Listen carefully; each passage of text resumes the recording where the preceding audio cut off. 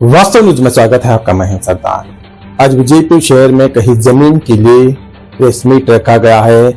माजी कारपोरेटर प्रकाश मिर्जी, माजी कारपोरेटर मैनू बेगी, अब इन्होंने ये आरोप करने लग गए हैं ताकि महानगर पालिका कमिश्नर के विरोध, ताकि ये जमीन सरकारी जमीन में आता हुआ ये जमीन है। अब ये इनको ये खबर लग गई ताकि विजयपुर शहर के एमएलए बसवनगौड़ा पाटिल एथनाल अब उनके नाम होने लग गया है, ताकि अब ये भी आरोप करने लग गए हैं ताकि उन्हीं के शिष्य है, ताकि अब ये सरकारी जमीन बेचा नहीं जाता और ये खरीदा भी नहीं जाता।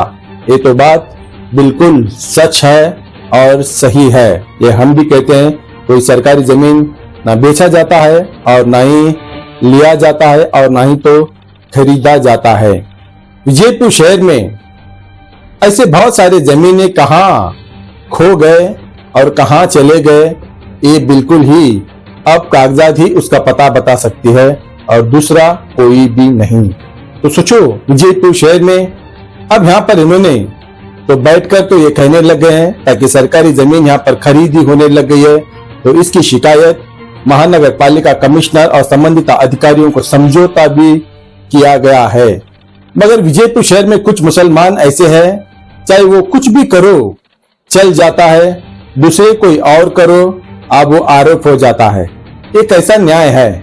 अब विजयपुर शहर में अब कहीं जगहों पर मस्जिदें चले गए, मंदिरें चले गए और दरगाह भी चले गए, वहां पर कभी कोई मुसलमान ये नहीं आवाज उठाए ताकि यहाँ पर एक सूफी का मजार था और इस मजार निकाल कर अब यहाँ पर फ्लौटे बन गए, आखिर उन पर क्यों नहीं आरोप करते?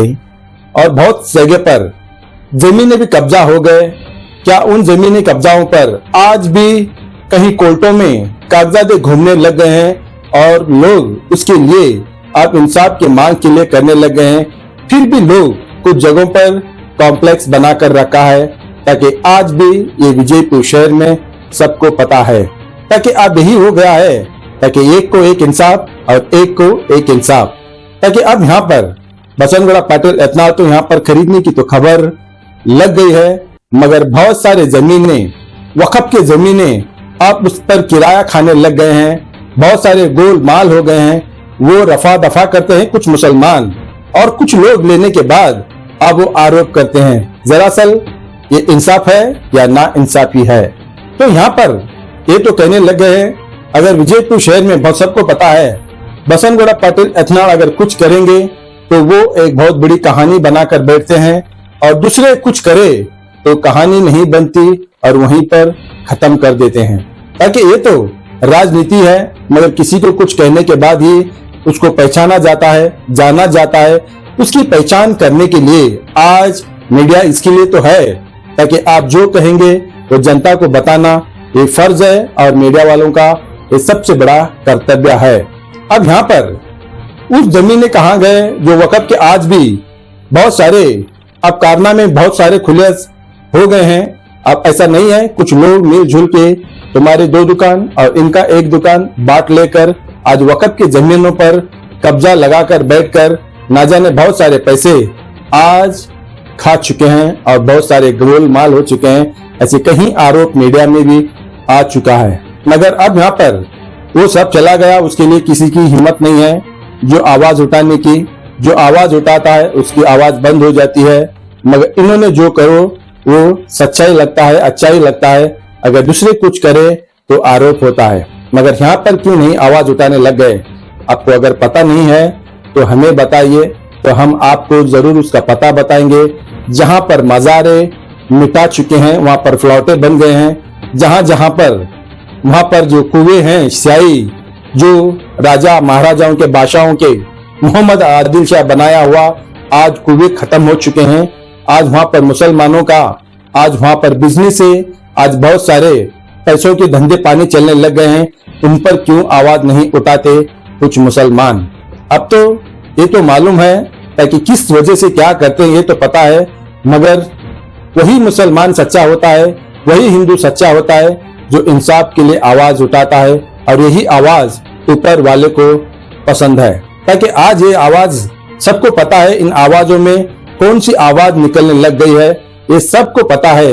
ताकि विजयपुर शहर में बहुत अच्छी तरह मालूम है ताकि कौन सा नाटक किस तरह से करना है, कौन सा खेल किस तरह से खेलना है, ये विजयपुर शहर के कुछ पॉलिटिक्स लीडरों को बहुत अच्छी तरह मालूम है। सबसे अच्छी तरह उनको मालूम है जो विजयपुर शहर में जो नॉर्मल लोग हैं, जो समझदार लोग हैं, ये नाटक किस लिए हो रहा है, आखिर क्यों हो रहा है, सब कुछ जानते हैं। एक ही बात में कहना है, तो बिल्ली आंख मूछ कर दूध पी रही है तो बिल्ली ये समझती है कोई नहीं देख पा रहा है।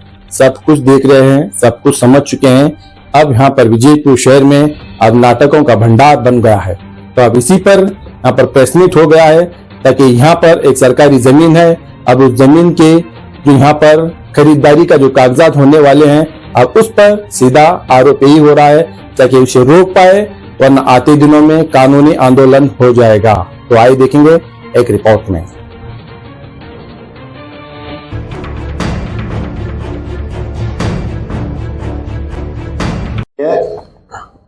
ಮೂವತ್ತನೇ ತಾರೀಕಿನ ದಿವಸ ಒಂದು ಸಭೆಯನ್ನು ಕರೆದ ಅದರ ಅಜೆಂಡಾನಲ್ಲಿ 13 ಮತ್ತು 14 ವಿಷಯ ನಂಬರ್ 13 ಮತ್ತು 14ನಲ್ಲಿ 13 ವಿಷಯ ನಂಬರ್ 13 ಇದರಲ್ಲಿ ಒಂದು ಆಸ್ತಿಯ ವಿವರ ನಿಮಗೆ ನಾ ಹೇಳಕತ್ತೀನಿ। ಆಸ್ತಿ ವಿವರ ಏನದಂದ್ರೆ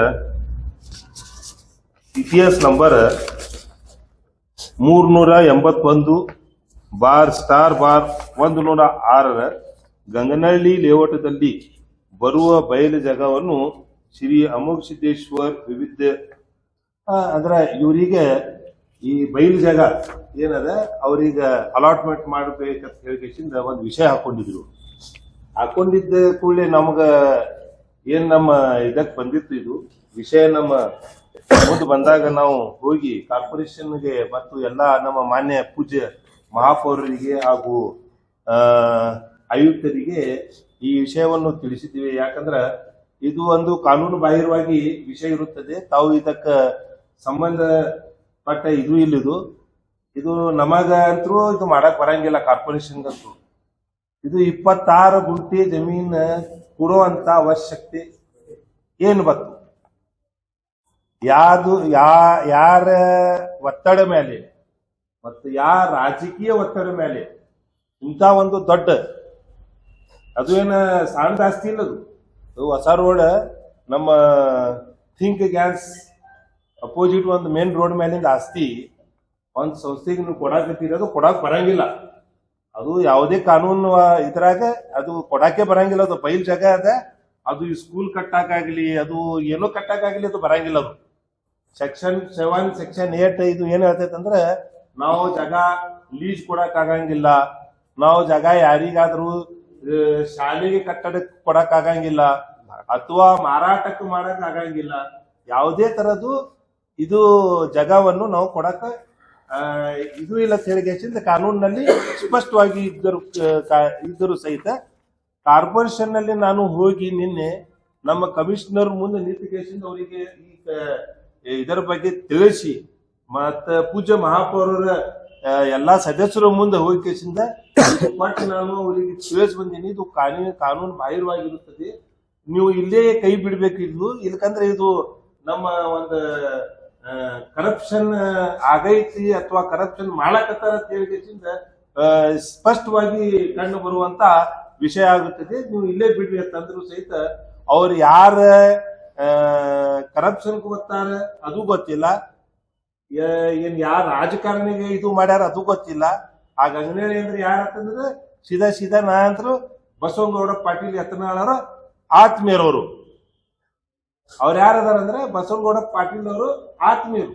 ಯಾಕಪ್ಪ MLA ಏನ್ ಬತ್ತಿದು, MLA ಯಾಕ ಜಮೀನು ಅವರಿಗೆ ಇದು ಮಾಡ್ಬೇಕಂತ ಇದು ಮಾಡ್ಯಾರ? ಆ ಜಾಗ ನಾನು ಕಾರ್ಪೊರೇಟರ್ ಇದ್ದಾಗ ವಾರ್ಡ್ ನಂಬರ್ 31 ಕಾರ್ಪೊರೇಟರ್ ಇದ್ದಾಗ ಅವಾಗ ಅವರೇ ಆಗಿ ಇದು ನಮ್ಮ ಎಣ್ಣೆ ಮಾಡಿಕೊಡ್ರಿ ನಾವು ಜಮೀನ್ ಬಿಟ್ಟು ಕೊಡ್ತೀವಿ ಅಂತ ಹೇಳ್ಯಾರ।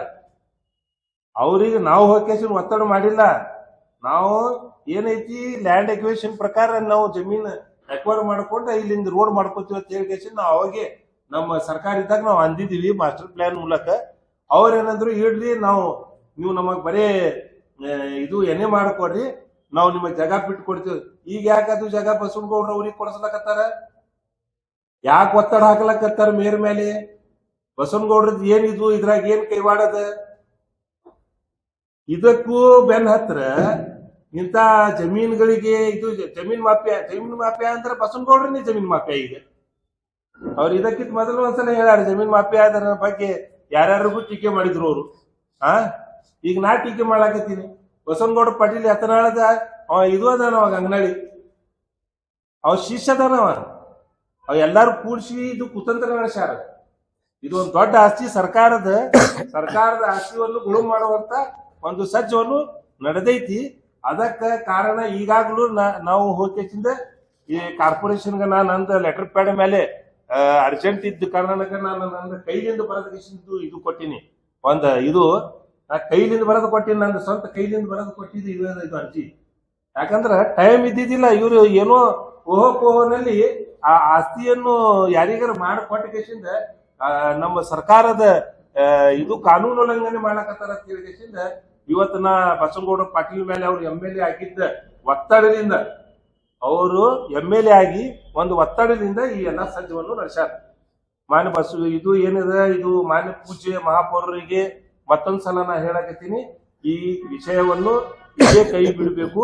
ಇಲ್ಲಾಂದ್ರೆ ಇದಕ್ಕೆ ಕಾನೂನಾತ್ಮಕವಾಗಿ ನಾವು ಮುಂದೆ ಇದು ಜಾರಿ ಮಾಡ್ತೀವಿ ಅಂತ ಹೇಳಿ ನಾ ಹೇಳ್ತೀನಿ. ಮುಂದೆ ನಮ್ಮ ಪ್ರಕಾಶ್ ಮಿರ್ಜಿ ಅವರು ನಿಮಗೆ ಹೇಳ್ತಾರೆ.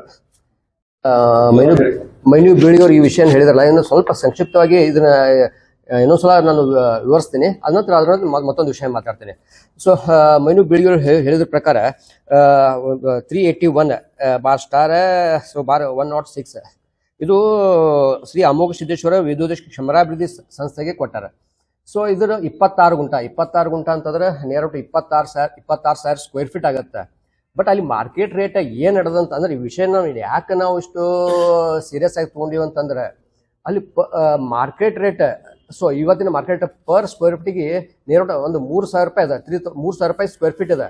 ಸೊ 26 ಸ್ಕ್ವೇರ್ ಫೀಟ್ ಅಂದ್ರೆ ನಿಯರ್ ಬಟ್ ಒಂದು 7.8 ಕೋಟಿ ರೂಪಾಯಿ ವ್ಯಾಲ್ಯೂಯೇಷನ್ ಇದು ಜಾಗ ಆಗ್ತದೆ. ಸೊ ಮೇಲಾಗಿದನ್ನ ಇಂಥ ದೊಡ್ಡ ಆಸ್ತಿಯನ್ನ ನಮ್ಮ ಕಾರ್ಪೊರೇಷನ್ ಯಾಕೆ ಕಳ್ಕೊಳಕತ್ತಾರ, ಯಾವ ಕಾರಣಕ್ಕೆ ಕಳ್ಕೊಳಕತ್ತಾರ ಅಂತ ನಮ್ಮ ಒಂದು ಕಳವಳಾಗಿದೆ. ಸೊ ಮೇಲಾಗಿ ಹೇಳ್ಬೇಕಂತಂದ್ರೆ, ಇದು ಕಾನೂನೊಳಗೆ ಇದನ್ನ ಈ ರೀತಿ ಯಾವುದೇ ಸಂಘಕ್ಕೆ ಅಥವಾ ಯಾವುದೇ ಮಾಲೀಕತ್ವರಿಗೆ ಯಾರಿಗೆ ಕೊಡ್ಲಾಕ್ ಆಗುದಿಲ್ಲ.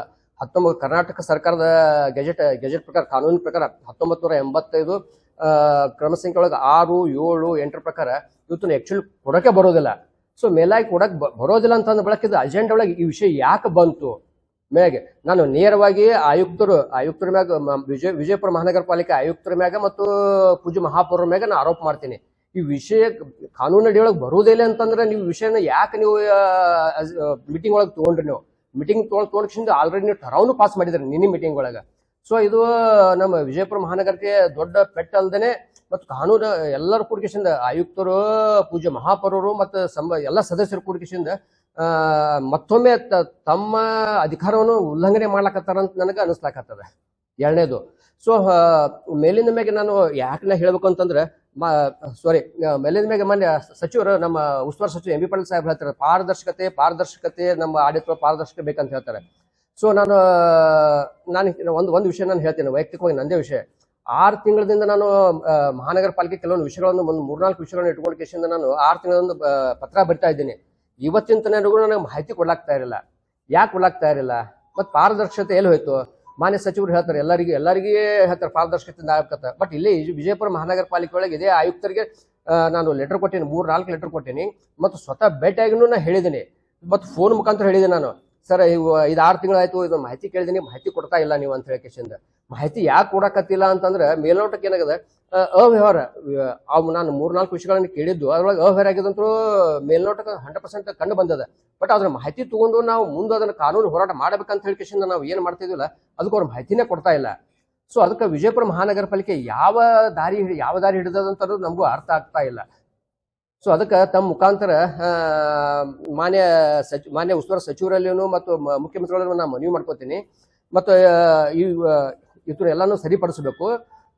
ಇದೇ ತಿರಿ ಈಗ ನಾವು ಬಯಲು ಜಾಗ ಅಂತ ಹೇಳಿದ್ವಲ್ಲ ಅದನ್ನ ಯಾವ್ದು ಕೊಡಕ್ ಬರಲ್ಲ. ಕೆಲವೊಂದು ಲೇಔಟ್ ವಿಜಯಪುರದ ಕೆಲವೊಂದು ಲೇಔಟ್ಗಳು ಅದಾವ, ಅವ್ರ ಮಾಲೀಕರು ತಮ್ಮ ಆ ಗಾರ್ಡನ್ ಪರ್ಪಸ್ ಇದೆ, ಆ ಗಾರ್ಡನ್ ಪರ್ಪಸ್ ಗಾರ್ಡನ್ ಮಾತ್ರ ಅದನ್ನ ಬಿಡಬೇಕಂತ ಸೆಕ್ಷನ್ ಅದ, ಅದನ್ನು ಯಾರಿಗೂ ಕೊಡಬಾರ್ದು. ಅವ್ರು ಕೆಲವೊಬ್ರು ಮಾಲೀಕರು ಕಿಲ್ಲಿ ಹಾಕೊಂಡು ಕಿಶಿಂದ ತಮ್ಮದೇ ಆದ ಅಲ್ಲಿ ಒಂದು ಶೆಡ್ ಏನೋ ಮಾಡ್ಕೊಂಡು ಕಿಶಿಂದ ಎಷ್ಟೋ ಲೇಔಟ್ಗಳು ಅದಾವ.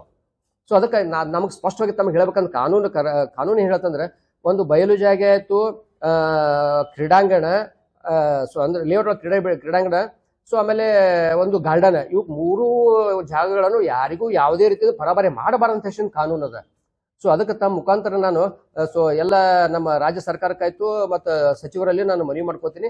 ಇದನ್ನ ಸಂಬಂಧಪಟ್ಟ ಅಧಿಕಾರಿಗಳಿಗೆ ತಾವು ಆದೇಶಿಸಿದ್ರು ಅಥವಾ ಯಾವ ರೀತಿ ನೋಡಿದ್ರೆ ಇದನ್ನ ಈ ವಿಷಯವನ್ನು ಕೈ ಬಿಡಬೇಕು. ಕೈ ಬಿಡದೆ ಹೋದ್ರೆ ಮೈನು ಬೀಳಿಗೆಯವ್ರು ಹೇಳ್ದಂಗ ನಾವು ಇದಕ್ಕೆ ಮುಂದಿನ ದಿನಗಳಲ್ಲಿ ಕಾನೂನು ಹೋರಾಟ ಅಂತ ಮಾಡ್ಲಕ್ಕೆ ನಾವು ಸಿದ್ಧರದೀವಿ ಅಂತ ಹೇಳಿ ತಮ್ಮ ಮುಖಾಂತರ ನಾನು ಹೇಳಕ್ ಬಯಸ್ತೇನೆ. ಸರ್ ಇದು ತಮ್ಗೆ ಹೇಳಿದಲ್ಲ ಸರ್, ಇದೆ 26 ಗುಂಟ ನೇರ ಅವ ಸರ್. ಅದು ಇದು ಈ ಎಜೆಂಡಾನಾಗಿ ಅದು 12 ನಂಬರ್ನು ಹಾಕ್ಯಾರಲ್ಲ, ಸಬ್ಜೆಕ್ಟ್ 12 ನಂಬರ್ನು ಅದೂನು ಅವ್ಯವಹಾರ. ಅದು ಇದಕ್ಕೆ ನಾನು ಹೇಳ್ದಂಗೆ ನಾನು ನಿಮ್ಗೆ ಹೇಳ್ತೀನಿ ಇನ್ನೊಂದು ಸರ್, ನಾನು ಹೇಳ್ತೀನಿ ಸರ್. ಅವ್ಯವಹಾರ ಆಗಿದೆ ಅಂತಂದ್ರೆ ಸರ್, ಈಗ ಕೆಲವೊಂದು ನಮ್ಮಲ್ಲಿ ವಿಜಯಪುರ ಮಹಾನಗರ ಪಾಲಿಕೆ ಜೋನಲ್ ಆಫೀಸ್ಗಳಾಗ್ಯಾವ, ವಲಯ ಕಚೇರಿಗಳಾಗ್ಯಾವ, 2 ರಿಂದ 3 ಆಗ್ಯಾವ. ಅಲ್ಲಿ ವಲಯ ಕಚೇರಿಗಳನ್ನು ಮಾಡಬೇಕಂತ ಹೇಳಿ ಕೇಶಿಂದ ಅದಕ್ಕೆ ಆದಂತ ಒಂದು ಟೇಬಲ್, ಒಂದು ಕೇಬಲ್, ಒಂದು ಕಂಪ್ಯೂಟರ್ ತಗೋಬೇಕಂತ ಅಂದ್ರೆ ಎಷ್ಟೋ ದುಡ್ಡುಗಳನ್ನು ಸ್ಯಾಂಕ್ಷನ್ ಆಗ್ಯದ. ಬಟ್ ಅಲ್ಲಿ ಹೋಗಿ ಇವತ್ತು ನೀವು ಅಲ್ಲಿ ಹೋಗಿ ನೋಡಿದ್ರೆ ಅಲ್ಲಿ ಎಲ್ಲ ಹಳ್ಳಿ ಟೇಬಲ್, ಹಳ್ಳಿ ಕುರ್ಚಿ, ಹಳ್ಳಿ ಕೇಬಲ್, ಹಳ್ಳಿ ಕಂಪ್ಯೂಟರ್ಸೇ ಅವ. ಇದು ಮೊದಲನೇದು. ಇದು ಸ್ಪಷ್ಟವಾಗಿ ಹೇಳ್ಬೇಕಂತಂದ್ರೆ. ಎರಡನೇ ಅವ್ಯವಹಾರ ಏನಂತಂದ್ರೆ, ಸೊ ತೋಟಗಾರಿಕೆ ಇಲಾಖೆಯಿಂದ ನಾವು ಸಸಿಗಳನ್ನ ಇಡಬೇಕಂತ ಹೇಳಿ ಇದು ಮಾಡಿದಲ್ಲ, ತೋಟಗಾರಿಕೆ ಇಲಾಖೆಯಿಂದ ಅಲ್ಲಿ 10,000 ಸಸಿಗಳು ಅಂದ್ರೆ ಫಾರ್ ಎಕ್ಸಾಂಪಲ್ ತಮ್ಮ ನಾ ಹೇಳ್ತಾ ಇದ್ರಿ, 10,000 ಸಸಿಗಳದ್ದು ಅಲ್ಲಿ ಪೇಮೆಂಟ್ ಆಗತ್ತ, ಇಲ್ಲಿ ಬರೋದು 5,000 ಮಾತ್ರ ಬರ್ತಾವ. ಸೊ ಈ ತರ ಇನ್ನೂ ಎಷ್ಟೋ ಅವ್ಯವಹಾರಗಳು. ಆಮೇಲೆ ಇನ್ನೊಂದು ಸರ್, ಮಹಾನಗರ ಪಾಲಿಕೆಯೊಳಗ ಬಹುಶಃ ಮಾನ್ಯ ಪೂಜ್ಯ ಮಹಾಪೌರರಾಗಿರ್ಬೇಕು, ಸದಸ್ಯರಾಗಿರ್ಬೇಕು, ಯಾಕವರು ಆ ಕಡೆ ಲಕ್ಷ್ಯ ಕೊಡ್ತಾ ಇಲ್ಲ ಗೊತ್ತಿಲ್ಲ. ಫಾರ್ ಎಕ್ಸಾಂಪಲ್ ಹೇಳ್ತೀರಿ, RI ಇದ್ದವರಿಗೆ ಬಿಲ್ ಕಲೆಕ್ಟರ್ ಅಂತ ಹೇಳಿ ಕಿಶಿಂದ ನೇಮಕ ಮಾಡ್ತಾರ, ಬಿಲ್ ಕಲೆಕ್ಟರ್ ಹೋದ ಕಿಶಿಂದ RI ಮಾಡ್ತಾರ, RO ಮಾಡ್ತಾರ. ಇದು ಯಾವ ಕಾನೂನು ಅದೇ ನಮಗೆ ತಿಳಿತಾ ಇಲ್ಲ. ಅಲ್ಲ ಸರ್, ಅವ್ರು ತಾವು ಕಲ್ದಿದ್ದು FD ಅವ್ರ ತಂದ ಕಿಶಿಂದ ಬಿಲ್ ಕಲೆಕ್ಷನ್ ಮಾಡಕ್ ಹಾಕ್ತಾರ, ಬಿಲ್ ಕಲೆಕ್ಟರ್ ಹೋದ ಕಿಶಿಂದ RI RO ಮಾಡ್ತಾರ. ಇಂಥ ಎಷ್ಟೋ ಉದಾಹರಣೆಗಳು ಅದಾವ ಸರ್. ಅದ್ರ ಇದು ಜಮಖಂಡಿ ರೋಡ್ ಬಸ್ ಸ್ಟ್ಯಾಂಡ್ ದಿಂದ ಏನ ಹೊಸ ರೋಡ್ ಬರ್ತದಲ್ಲ ಸರ್, ಇಲ್ಲಿ ಬಸ್ ಸ್ಟ್ಯಾಂಡ್ ಲಿಂದ ಹಿಂದೆ ಚರ್ಚ್ ಲಿಂದ ಹೋಗಿಂದ ಏನ ನೈರಾ ಪೆಟ್ರೋಲ್ ಪಂಪ್ ಅಲ್ಲೇ ಬರ್ತದೆ ಸರ್. ಅದು ಸಮೀಪ ನೈರಾ ಪೆಟ್ರೋಲ್ ಪಂಪ್ ಬಾಜುಕ ಥಿಂಕ್ ಗ್ಯಾಸ್ ಲೆಫ್ಟಿಗೆ ಇದು ಜಾಗ, ಇದು ರೈಟಿಗೆ ಪ್ರಮುಖವಾಗಿ ಸ್ಪಷ್ಟವಾಗಿ ಕ್ಲಿಯರ್ ಆಗಿ ಹೇಳ್ತಾ ಇಲ್ಲ. Yes sir. ಸೊ ಅದಕ್ಕೆ ನಾನು ಸ್ವಲ್ಪ ಎಕ್ಸ್ಪ್ಲೈನ್ ಮಾಡ್ತೀನಿ ಸರ್. ಲೇಔಟ್ ಅವ್ರದ್ದೇ, ಗಂಗಳೂರದೇ ಅದು ಲೇಔಟ್. ಬಟ್ ಲೇಔಟ್ ಅವ್ರು ಮಾಡಬೇಕಾದ್ರೆ ಸರ್ಕಾರಿ ನಾರ್ಮ್ಸ್ ಪ್ರಕಾರ ಗಾರ್ಡನ್ ಇಂತಿಷ್ಟು % ಬಿಡಬೇಕು, ಬಯಲು ಜಾಗಕ್ಕೆ ಇಂತಿಷ್ಟು ಬರಬೇಕು, CS ಸೈಟ್ಗಳಿಗೆ ಬಿಡಬೇಕು, ರೋಡಿಗೆ ಬಿಡಬೇಕು ಅಂತ 100% ಜಾಗದೊಳಗೆ 40% ಸರ್ಕಾರಕ್ಕೆ ಬಿಡಬೇಕು. ಎಲ್ಲ ರೋಡ್ ಸಹಿತ, ರೋಡ್, ಡ್ರೈನ್, CS ಸೈಟ್, ಬಯಲು ಜಾಗ, ಗಾರ್ಡನ್ ಪರ್ಪಸ್ ಬಿಡ್ಬೇಕಂತ ಇರುತ್ತೆ. ಸೊ ಅದನ್ನ ಅದನ್ನ ಬಿಟ್ಕೊಂಡು 60% ಮಾತ್ರ ಇವರು ಡೆವಲಪ್ಮೆಂಟ್ ಮಾಡೋಕ್ಕಾಗಿರ್ತದೆ ಓನರು. ಅದು 40% ನಮ್ಮ ಸರ್ಕಾರದ್ದು ಅಂದ್ರೆ ಮಹಾನಗರ ಪಾಲಿಕೆ ಮೊದಲು ಅದು BDAಕ್ಕೆ ಹೋಗುತ್ತೆ. BDA ಅವರು ನಮ್ಮ ವಿಜಯಪುರ ಮಹಾನಗರ ಪಾಲಿಕೆಗೆ ಅದನ್ನ ಬಿಟ್ಟು ಕೊಡ್ಬೇಕಾಗತ್ತೆ. ಮೇಂಟೆನೆನ್ಸ್ ಎಲ್ಲ ಏನೆಲ್ಲ ಮಹಾನಗರ ಪಾಲಿಕೆಗೆ ಇರುತ್ತೆ. ಸೊ ಮೀನ್ಸ್ ಅದಕ್ಕೆ ಮಹಾನಗರ ಪಾಲಿಕೆ ಅದಕ್ಕೆ ಒಡೆಯರು, ಮಾಲೀಕರು ಮಹಾನಗರ ಪಾಲಿಕೆಯವರು. ಇದೇ ಮಹಾನಗರ ಪಾಲಿಕೆಯವರೇ ಅವ್ರನ್ನ ಲೀಸ್ ಮಾಡಿಕೊಳ್ಳಕ್ ನಿನ್ನೆ ಠರಾವ್ ಪಾಸ್ ಮಾಡಿದ್ದಾರೆ ಸರ್. ಆಗಿದೆ ಸರ್. ಬಟ್ ಏನೋ ನಮಗೆ ಕಾಪಿ ಸಿಕ್ಕಿಲ್ಲ ಅಂದ್ರೆ ಅದು ಠರಾವ್ ಬರೀಬೇಕಾದ್ರೆ ಒಂದು 4 ದಿನ 8 ದಿನ ಟೈಮ್ ಆಗುತ್ತೆ. ಬಟ್ ಠರಾವ್ ಪಾಸ್ ಮಾಡಿದ್ದಾರೆ ಸರ್. ಕೊಟ್ಟ ಸರ್, ನಿನ್ನೆ ಆಗ್ಯದಲ್ಲ ಪಾಸ್ ಆಗಿದೆ ಸರ್. ಇದು ಇನ್ನ ಸರ್ಕಾರಕ್ಕೆ ಹೋಗ್ಬೇಕದು ಆಗಂಗಿಲ್ಲ. ಅದಕ್ಕೆ ನಾವ್ ಏನ್ ಹೇಳಕತ್ತೀವಿ, ಛೀಮಾರಿ ಹಾಕೊಳ್ಳೋಕ್ಕಿಂತ ಸರ್ಕಾರದಿಂದ ಛೀಮಾರಿ ಹಾಕೊಂಡು ವಾಪಸ್ ಬರೋಕ್ಕಿಂತ ಇಲ್ಲೇ ನೀವು ಕೈ ಬಿಡ್ರಿ ಅಂತ ಹೇಳಕತ್ತೀವಿ.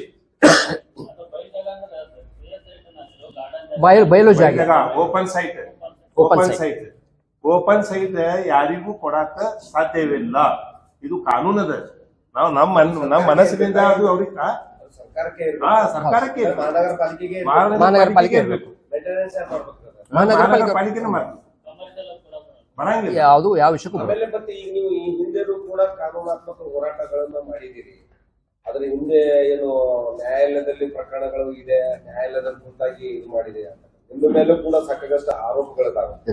ಏನ್ ಹೇಳ್ತಿದ್ದಾರೆ? ಹೌದು, ನಿಮ್ ಚಾನೆಲ್ ನಲ್ಲಿ ನೀವೇ ತೋರಿಸಿರೋದು ಮತ್ತೆ ಕೇಳಾರ್ದೆ. ಆದ್ರ ನಾ ಇವತ್ತು ಎಲ್ಲಾರ ಮುಂದೆ ನಾ ಹೇಳಕತ್ತೀನಿ. ಅಂದ್ರ ಒಂದ್ ಮಾತು, ಅಲ್ಲಿ ಯಾರು ಸಾರ್ವಜನಿಕ ಒಂದ್ ಇದು ಐತಿದು, ನಾವ್ ಎಲ್ಲಾರು ಕೂಡಿಸಿ, ನಾನು ನಮ್ಮ ಬ್ರದರ್ ಪ್ರಕಾಶ್ ಮಿರ್ಜಿ ನಾವೆಲ್ಲರೂ ಕೂಡಿಸಿ ಅದು ಒಂದು ಕಾನೂನಾತ್ಮಕ ಹೋರಾಟವನ್ನು ನಾವು ಮಾಡಿದ್ವಿ. ಮತ್ತೆ ಈಗಾಗಲೂ ಅವರು ಒಂದು ಅನರ್ಹ ಕಾರ್ಪೊರೇಟರ್ಸ್ ಅವರು ಈಗ ನಾವು ಅವರಿಗೆ ಒಂದು ನಾನು ನೋಡಿದ್ದೆ ಸಾಯಂಕಾಲ ನ್ಯೂಸ್ ಹತ್ರ ಹೆಸರು ಯಾಕೆ ತಗೊಳಕತ್ತೀನಿ ಅಂದ್ರೆ ಅದರಾಗ ಅವ್ರು ನಮಗ್ ಇದು ಮಾಡಿದ್ರು. ಸೊ ಅವ್ರ ಮುಂದೆ ಒಂದು ಹೆಸರು ತಗೊಂಡು ಹೇಳಕತ್ತೀನಿ. ಅವ್ರಿಗೆ ನಾವು ಇದು ಒಂದು ಕರೆಸಿ ಕೇಳಬೇಕಿತ್ತು. ಅವರು ಏನಾಗೈತಂದ್ರೆ ನಮ್ಮ ಕಾರ್ಪೊರೇಟರ್ಗೆ ಆರ್.ಸಿ. ಬೆಳಗಾವಿ ಏನದಾರಲ್ಲ ಅವರೇ ನಮಗ್ ಸಂಬಂಧ. ಅವ್ರೇನ್ ಮಾಡ್ಯಾರ, ಈಗಾಗಲೇ ನಾವು ಏನ್ ಕಾನೂನಾತ್ಮಕ ಹೋರಾಟ ನಾವು ಮಾಡಿದೀವಿ, ಅವ್ರಿಗೆ ಅನರ್ಹ ಮಾಡಿದ್ದಾರೆ. ಅವ್ರು ಡಿಸ್ಕ್ವಾಲಿಫೈ ಅದಾರ. ಈಗಲೂ ಸಹಿ ಅವ್ರು ಡಿಸ್ಕ್ವಾಲಿಫೈ ಅದಾರ. ಕೋರ್ಟ್ ನಲ್ಲಿ ನಡೆಯುವಂತ ವಿಷಯನಲ್ಲಿ ಕೋರ್ಟ್ ಅವರಿಗೆ ಒಂದು ಸ್ಟೇ ಕೊಟ್ಟೈತಿ. ಅದು ಒಂದು ತಾತ್ಕಾಲಿಕವಾಗಿ ಸ್ಟೇ ಅದ. ಆ ತಾತ್ಕಾಲಿಕವಾಗಿ ಸ್ಟೇ ಸಿಕ್ಕಾಗ ಅವರು ಕಾನೂನಾತ್ಮಕವಾಗಿ ಅಲ್ಲಿ ಉಳ್ದಾರ. ನಾವು ಕಾನೂನಾತ್ಮಕನಲ್ಲಿ ಹೋರಾಟ ಮಾಡಕತ್ತೀವಿ.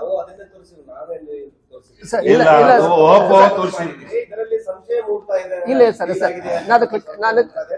ಸರಿ ಸರ್, ಅದಕ್ಕೆ ನಾನು ಕ್ಲಿಯರಿಫಿಕೇಶನ್ ಕೊಡ್ತೀನಿ ಸರ್. ಸೊ ಇದ್ರೊಳಗೆ ಯಾವುದೇ ತಾವು ಹೇಳ್ದಂಗ ಇದ್ರೊಳಗೆ ಯಾವುದೇ ಯಾವ್ದು ಆಮಿಷಕ್ಕೆ ನಾವು ಒಳಗಾಗಿಲ್ಲ. ಇನ್ನೂ ಮಾನ್ಯ ಉಚ್ಚ ನ್ಯಾಯಾಲಯದ ಗುಲ್ಬರ್ಗ ಪೀಠ ಒಳಗೆ ಇದನ್ನ ಕೇಸ್ ಇನ್ನ ನಡೆದದ, ಇನ್ನ ಇದು ಮುಕ್ತ ಆಗಿಲ್ಲ. ಇನ್ನ 2 ತಿಂಗಳಲ್ಲಿ 3 ತಿಂಗಳಲ್ಲಿ ಅವ್ರು ಅನರ್ಹ ಆಗೋದು ಶತಸಿದ್ಧ. ಅನರ್ಹರಾಗಿದ್ದಾರೆ ಅಂತ ನ್ಯಾಯಾಲಯ ಆದೇಶ ಮಾಡ್ತು, ಮತ್ತೆ ಈಗ ಆದೇಶ ಕೊಡ್ತು. ಅದ್ರ ಕಾನೂನಾತ್ಮಕ ಹೋರಾಟ ಎಲ್ಲಿವರೆಗೆ ಬಂತು ಅನ್ನೋದು ನನ್ನ ಪ್ರಶ್ನೆ. ಎಸ್ ಸರ್, ಇಲ್ಲ ಅನರ್ಹ ಆಗಿದ್ದು ಆರ್.ಸಿ. ಅವರ ಆದೇಶದ ಮೇಲೆ ಅನರ್ಹ ಆಗ್ಯಾರ ಸರ್. ಅದು ಗುಲ್ಬರ್ಗ ಹೈಕೋರ್ಟ್ ಒಳಗೆ ನಡೆದಿದೆ. ಸೊ ಗುಲ್ಬರ್ಗ ಹೈಕೋರ್ಟ್ ಕೆಲವೊಂದು ಕಾರಣಗಳಿಂದ ಅದನ್ನ ಸ್ಟೇ ಕೊಟ್ಟಾರ ಸರ್. ಸ್ಟೇ ಕೊಟ್ಟಾರ. ಅದಕ್ಕೂ ಕೆಲವೊಂದು ರೀಸನ್ಸ್ ಆಗಿ ಹೆಚ್ಚು ಕೊಟ್ಟಿದ್ದಾರೆ. ಮೇಯರ್ ಉಪಮೇಯರ್ ಇಲೆಕ್ಷನ್ ಆಗಿತ್ತು. ಸೊ ಆದಾಗ ಅದಕ್ಕೆ ನೀವು ತಡೆ ಮಾಡಬೇಡ್ರಿ ಅಂತ ಹೇಳಿ ಕೆಲವೊಬ್ರು ರಿಟ್ ಪಿಟಿಷನ್ ಹೋದ ಬಳಕ ಆಗಿದ್ದ ವಿಷಯ ನೀವು ಬರೀ ಡಿಕ್ಲರೇಷನ್ ಕೊಡ್ರಿ ಅಂತ ಅಂದ್ಬೇಕು. ಅವರು ಹೈಕೋರ್ಟ್ ಮಾತ್ರ ಇಷ್ಟ ಹೇಳ್ಯಾರ, ಅದನ್ನ ನೀವು ಮೇಯರ್ ಉಪಮೇಯರ್ನ ಡಿಕ್ಲರೇಷನ್ ಕೊಡ್ರಿ ಅಂತ ಹೇಳಿ ಕೊಟ್ಟ ಬಳಕ ಇವ್ರು ಮೇಯರ್ ಉಪಮೇಯರ್ ಈಗ ತಮ್ಮ ಸ್ಥಾನವನ್ನು ಅವರು ಅನುಭವಿಸ್ಲಾಕತ್ತಾರ ಅಷ್ಟೇ. ಬಟ್ ಇನ್ನೂ ತನ ಡಿಸ್ಕ್ವಾಲಿಫಿಕೇಶನ್ ಏನು ಅನರ್ಹ ಕೇಸ್ ಏನದಲ್ಲ ಇನ್ನೂ ಹೈಕೋರ್ಟ್ ಒಳಗೆ ನಡೆದದ ಸರ್. ಮುಂದಾದ್ರೂ ಅದನ್ನ 100% ನಡೆಸ್ತೀವಿ. ಇಲ್ಲ ಇಲ್ಲ ಇಲ್ಲ ಇಲ್ಲ ಸರ್, ಹಿಂದೆ ತಕೊಂಡಿಲ್ಲ. ತಾವು ಬೇಕಾದ ನಮಗೆ ಅವಶ್ಯಕತೆ ಇಲ್ಲ. ಒಮ್ಮೆ ಅವರು ಡಿಸ್ಕ್ವಾಲಿಫೈನೇ ಆಗ್ಯಾರ, ನಾವು ಹಿಂದೆ ತಕೊಂಡ್ರೆ ಏನ್ ಮಾಡೋರು? ಸರ್ಕಾರ ಅವ್ರಿಗೆ ಡಿಸ್ಕ್ವಾಲಿಫೈ ಮಾಡೈತಿ. ಸರ್ಕಾರದ ಅಧಿಕಾರದ ತಿಳ್ಕೇಶಂದ್ರೆ ಕೋರ್ಟ್ ಅವರಿಗೆ ಇದು ಗೈಡೆನ್ಸ್ ಮಾಡಿದ್ರು. ಮತ್ತು ಆರ್.ಸಿ. ಅವರು ತಮ್ಮ ಮೇಲಿನ ದರ್ಜೆಗೆ ಕೇಳ್ಕೇಶಿಂದ ಅದು ಒಂದು ಇದು ಏನೈತಿ ಕಾನೂನಾತ್ಮಕವಾಗಿ ಒಂದು ಇದು ನಡೆಸಿ ಅವರಿಗೆ ಡಿಸ್ಕ್ವಾಲಿಫೈ ಮಾಡ್ಯಾರ. ಈಗ ಅವ್ರು ಮೊದಲೇ ಇದು ಕಾರ್ಪೊರೇಷನ್ ನಲ್ಲಿ ಮೊದಲೇ ಮೇಯರ್ ಮತ್ತು ಉಪಮೇಯರ್ದ ಇಲೆಕ್ಷನ್ ಆಗಿತ್ತು. ಅವಾಗ ನಾವು ಇಲೆಕ್ಷನ್ ಅವ್ರು ಡಿಸ್ಕ್ವಾಲಿಫೈ ಆಗುತ್ತೆ ಮೊದಲ. ಅದಕ್ಕೇನೈತಿ ಕೋರ್ಟ್ ಅವರಿಗೆ ಕೆಲವು ದಿನ ಅವಕಾಶ ಕೊಡೋ ಸಂಬಂಧ ಅವರಿಗೆ ಯಾವುದೇ ಯಾವ್ದು ಕಾನೂನಿನಿಂದ ಕೊಟ್ಟಾರ ಅದು ನಮಗಿನ ಗೊತ್ತಿಲ್ಲ. ಅದು ವಕೀಲರು ಹೇಳ್ಬೋದು. ಇವತ್ತಿನ ನಾಳೆ ಅವ್ರು ಡಿಸ್ಕ್ವಾಲಿಫೈ ಆಗುದು ಖಚಿತವಾಗಿ ಶತಸಿದ್ಧ. ಈಗ ಇದು ಜಗದ ಏನ್ ಹೇಳ್ತೀವಿ ಫೈನಲ್ ಏನು ಮುಂದೆ ಇದು ಈ ಜಗತ್ ಸಂಬಂಧಪಟ್ಟಂಗೆ ನೀವು ಇದನ್ನ ಪಡೀಲಿಲ್ಲ ಅಂದ್ರೆ ಏನಾದ್ರು ಹೋರಾಟ ಮಾಡ್ತಿರೋ 100% ಸರ್. ಸೊ ಈ ವಿಷಯವನ್ನು ಅದು ವಿಷಯವನ್ನು ಇವ್ರ ಕೈ ಬಿಡದೆ ಹೋದರೆ ಯಾವುದೇ ಕಾರಣಕ್ಕೂ ನಾವು ಈ ವಿಷಯನ ನಾವು ಇಷ್ಟಕ್ಕೆ ಬಿಡೋದಿಲ್ಲ. ನ್ಯಾಯಾಲಯದ ಮೊರೆ ಹೋಗುದಂತರೂ ಶತಸಿದ್ಧ ಅಂತ ಹೇಳಿ ತಮ್ಮಲ್ಲಿ ನಾನು ಮತ್ತೊಮ್ಮೆ ಹೇಳಕ್ ನಾ ಪ್ರಯತ್ನ ಪಡ್ತೀನಿ. ಈ ವಿಷಯವಾಗಿ ಯಾರು ನಿಮ್ಮ ಸದಸ್ಯರು ಯಾರು ಒಬ್ಬರು ಸರ್ ಇವಾಗ ಬಿಜೆಪಿ ಕಾಂಗ್ರೆಸ್ ಪಕ್ಷ ಇಲ್ಲ ಸರ್. ಅದಕ್ಕೆ ತಾನು ಕೆಲವೊಬ್ಬರು ರಾಜಕೀಯ ವಿಷಯ ಇಲ್ಲ ಸರ್, ಕೆಲವೊಬ್ಬರು ರಾಜಕೀಯ ವಿಷಯಗಳನ್ನ ಮಾಡ್ತಿರ್ತಾರೆ ಸರ್. ಬಟ್ ಇಲ್ಲಿ ಯಾವುದೇ ಬಿಜೆಪಿ ಅಥವಾ ಮತ್ತೆ ಕಾಂಗ್ರೆಸ್ ಅಂತ ತಕ್ಷಣ ನಾವು ಇಬ್ರು ಬಂದು ಕೂತಿಲ್ಲ. ಕಾನೂನಾತ್ಮಕ ಹೋರಾಟ ಸರ್ ನಮ್ದು, ಸಾರ್ವಜನಿಕ ಹೋರಾಟ, ಕಾನೂನಾತ್ಮಕ ಹೋರಾಟ. ಕಾನೂನು ಹೋರಾಟ ಮಾಡ್ತೀವಿ ಅಂತಂದ್ರೆ ಯಾವುದೇ ಪಕ್ಷಕ್ಕೆ ನಾವು ಪಕ್ಷಾತೀತವಾದ ಹೋರಾಟ. ಇವಾಗ ಪಕ್ಷದ ಏನು ಬರೋದಿಲ್ಲ ಅಂತ ನನಗೆ ಅನ್ಸುತ್ತೆ ಸರ್. ಈಗ ನೀವೇ ಹೇಳಿದ್ರಿ, ಈಗ ಇವರು ಉಸ್ತುವಾರಿ ಸಚಿವರು ಪಾರದರ್ಶಕ ಆಡಳಿತ ನಡೆಸ್ತಾ ಇದಾರೋ ಅಂತೀರೋ ಇಲ್ಲ ಅಂತೀರೋ ಏನಂತ ಏನ್ ನಡೆಸ್ತಾ ಇದಾರ ಅವರು? ಸರ್ ಅವ್ರು ಇಲ್ಲ ನಡೆಸ್ತಾ ಇದಾರೆ ಮತ್ತೆ ನೀವೇ ಹೇಳ್ತೀರಿ ಎಸ್ ಎಸ್ ಇಲ್ಲ ಅವ್ರಿಗೆ ನಾ ಅದನ್ನೇ ಮನೆ ಮಾಡ್ಕೊಂಡಿದ್ದೆ ಅವ್ರ ಕಿವಿಗೆ ಹೋಗ್ಲಿ ಅಂತ ಮಾತಾಡಕತ್ತೀವಿ ನಾವು. ಸೊ ಅದನ್ನ ಅವ್ರು ಕೆಲವೊಬ್ರು ಬೆಳಗಿಂದ ಸಂಜೆ ನಡೆಸ್ತಾರ, ಅಲ್ಲ ನೀವು ಹೋಗಿ ಹೇಳಕ್ಕಾಗಲ್ಲ ಅದನ್ನ ನಾಯಕ ನಾವು ಹೇಳಿವಿ. ಸರ್ ಇಲ್ಲ ಅದಕ್ಕೆ ನಾವು ಪತ್ರನೂ ಬರಿತಾ ಇದ್ದೀವಿ ಸರ್, ಪತ್ರನೂ ಬರಿತಾ ಇದ್ದೀವಿ ಸರ್. ಸಾಹೇಬರಿಗೂ ಪತ್ರ ಬರಿತೀವಿ, ಈ ಭೂಮಿಯನ್ನು ಇವರು ಕಳತನ ಮಾಡಕತ್ತಾರ ಅಂತ ಹೇಳಿ. ಕಣ್ ತಪ್ಪಿಸಿ ಮಾಡಕತ್ತಾರೆ. ಹೌದು, ಇರಬಹುದು ಸರ್, ಇರಬಹುದು ಇರಬಹುದು. ಸಾಹೇಬ್ರ ಮುಂದೆ ಮಾತು ಹೋಗಿದ್ರ ಅವರು ಸಜ್ಜಾಗಿ ಬೇಡ ಅಂತ ಹೇಳ್ತಿದ್ರು. ನಮಗ್ ಗೊತ್ತದ, ಯಾಕಂದ್ರೆ ಭೂ ಮಾಫಿಯಾಗಳಿಗೆ ಮಾನ್ಯ ಸಚಿವರಾದ ಶ್ರೀ ಎಂ ಬಿ ಪಾಟೀಲ್ ಅವರು ಯಾವತ್ತು ಅವರಿಗೆ ಸಪೋರ್ಟ್ ಮಾಡಲಿಲ್ಲ, ಅವ್ರು ಮಾಡಂಗೂ ಇಲ್ಲ. ಇದು ನಂದ ಒಂದು ಅಭಿಪ್ರಾಯ ಅದ. ಈ ವಿಷಯ ಒಳಗೆ ನಾವು ಅವ್ರಿಗೆ ಗೊತ್ತಿರ್ಲಿಕ್ಕಿಲ್ಲ. ಯಾವುದೇ ನಾವು ಬಿಜೆಪಿ ಅವರು ಅಥವಾ ಕಾಂಗ್ರೆಸ್ ಅವರು ಯಾವುದೇ ನಾಯಕರು ಇದ್ರೊಳಗೆ ನಾವು ಹೆಸರು ನಾವು ಪ್ರಸ್ತಾಪನೆ ಮಾಡ್ಲಾಕತ್ತಿಲ್ಲ. ಸೊ ಅದು ನಮ್ಗೆ ಅದು ವಿಷಯನೂ ನಮ್ಮ ಅದನ್ನು ಹೊರತುಪಡಿಸಿ ನಾವು ಮಾಡ್ತಾ ಇದ್ದೀವಿ ಅಷ್ಟೇ. ಮುಂದಿನ ಹೋರಾಟ ಯಾವಾಗ? ಕಾನೂನಾತ್ಮಕ ಹೋರಾಟ ಆಗೋದು. ಸರ್ ಇದು ಕಾನೂನಿನಲ್ಲಿ ಕಾನೂನು ಉಲ್ಲಂಘನೆ ಮಾಡ್ತಾರೆ ಇವರು ಮಾಡಿದ್ರೆ. ಅದಕ್ಕೆ ಇವರು ವಾಪಸ್ ತಗೊಳ್ಳದೆ ಹೋದ್ರೆ ಈ ವಿಷಯವನ್ನು ಕೈ ಬಿಡಲಿಲ್ಲ ಅಂತ ನಾವು ಮುಂದಿನ ಕಾನೂನು ಹೋರಾಟ ನಾವು ಮಾಡ್ತೇವೆ. ಥ್ಯಾಂಕ್ ಯು ಮತ್ತೊಮ್ಮೆ ಎಲ್ಲರಿಗೆ ನಿಮಗೆ